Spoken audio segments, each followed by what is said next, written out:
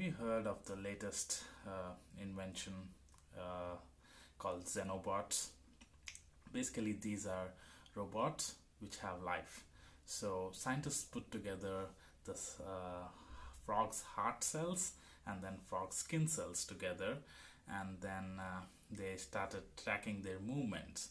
So they put together these cells under a microscope, and then their movements, how they move towards food or towards any particles, is all recorded and is fed into an algorithm. So the algorithm then sees which kind of cells put together are moving in which way, and then it suggests different types of combinations for cells, and scientists are putting together different cells again and then giving this data back to the algorithm.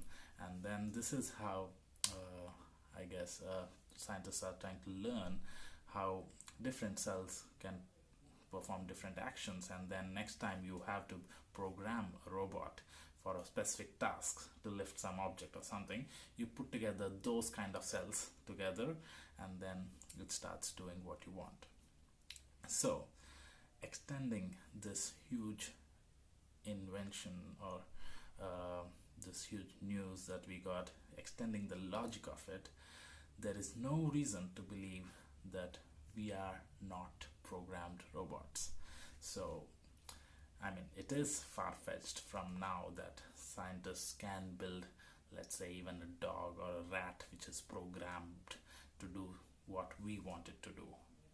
I'm not saying that they will build that, but just because we are able to build these tiny under the microscope living robots which can do what we want them to do, this doesn't rule out the possibility that we ourselves are programmed robots which are doing no one knows what. Actually, that's the big question. But we know the basic programming that exists. Okay, like we are programmed for, let's say, sex, love, living together in communities, etc., etc. So that's one small conclusion. Now I want to relate this bit to meditation, but before we go there, let's talk about machine learning and neural networks, artificial intelligence, for example. So a neural network in a computer, if you give it enough data and label it as good and bad, it will learn over time, and then next time you give it the data, it will tell you whether it's good or bad. It's a classifier. Let's say this is a simple classifying thing. Now, as humans, we have learned to classify a lot of things. So some are already programmed in us, and some are things that we learn. So for example, things that we learn are things that we know already, are that in case of sensations that you receive, let's say tasting something sweet is actually automatically classified as good. It's an internal program, and this is the incoming sensation of taste. Now there are sensations which go out, which leave us, and that also is classified as good or bad. For example, you have an itching somewhere and you itch it and it goes away. The itching sensation goes away, which is a good feeling. So sensations that leave your body are also classified as good or bad. Is there any sensation that leaves your body and maybe you feel bad about it? I have to think about it. Is there some sensation that's coming in but you feel bad about it? Pain. So if a pain arises in your back or maybe somewhere in the shoulder, it comes in the tooth or something, it's a bad feeling. So we classify it as bad. So these are things which are already programmed, but they're, because we have lived on this earth for a long time, different times, each one of us has learned different things. These are our personal learnings. Now, coming to meditation, the technique of Vipassana, let's say. So what does it say is, firstly, in the technique, we usually observe all the sensations coming in or leaving us. And then we say we are thankful to each sensation. See now how this is kind of breaking the internal programming. So when sensations are coming and then you classify them as good or bad, but then during meditation, when you say the sensation is coming, it's all good. You're thanking it, and you're saying, yeah, please come, you the sensations, please come, because we know that you are valuable, you have a lesson that you carry with you. If you're painful, we know that there's a hidden lesson somewhere. So we thank all the sensations that come in. But our internal classifier is saying this is good, this is bad, and it is, when a sensation is coming in, it's saying it's bad, but in meditation you're saying no, it's good, we welcome it, we welcome any sensation that comes in. So this way your classifier gets confused. What the hell is happening?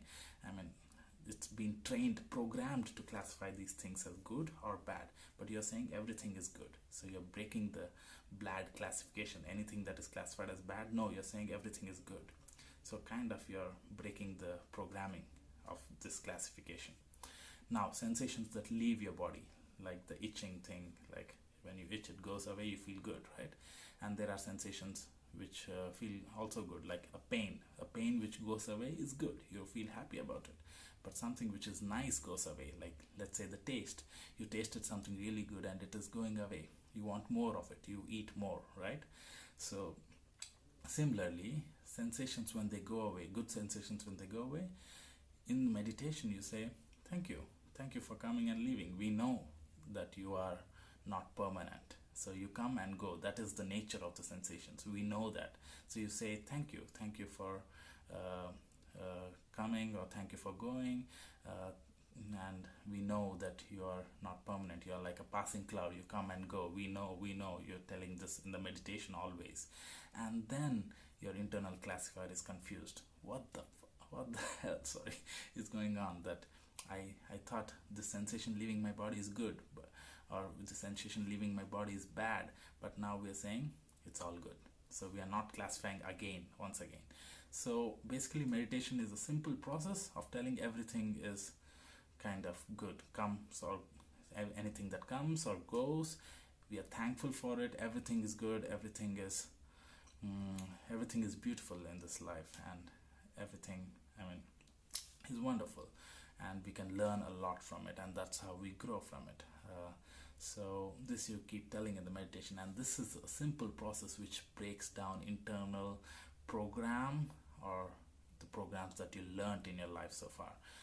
So this is the technique that they say that Gautam Buddha used intensively. So if you apply the simple logic intensively, like through days and years together, so you break the entire program of your living robotic body that's given to you. So once you break the program, what is left is life itself, or you itself, or maybe that's called enlightenment. So this was from Xenobots to machine learning to meditation and enlightenment. Now, similarly, I say that in the economic system that we see, it should also be treated as a complex mechanism with its own learnings, a system that is built in place. Like money coming in is seen as profit, money leaving is seen as, loss or something like this. So every system has learned these things, and there are some bad programming which is there, and the way to destroy the bad programming that exists in a system is usually pretty simple. We don't need any radical things, we need simple things. So in the economic system, for its transformation, what I usually say is we should start businesses which are zero profit in nature. So if you make a profit, you give it back. If you make a loss, tell people that you're making a loss. Just be honest with it. And such a business, I think, is truly meditating in the economic system. And when such a business grows, and when people crowdfund it to grow, because it doesn't make profits, people have to crowdfund it for such a business to grow.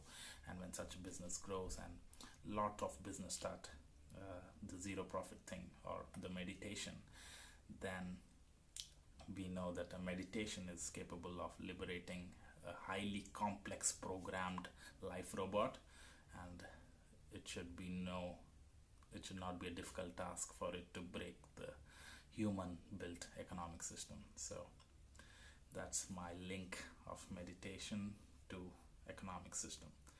So I hope you liked the video or you got something new out of it. Keep watching.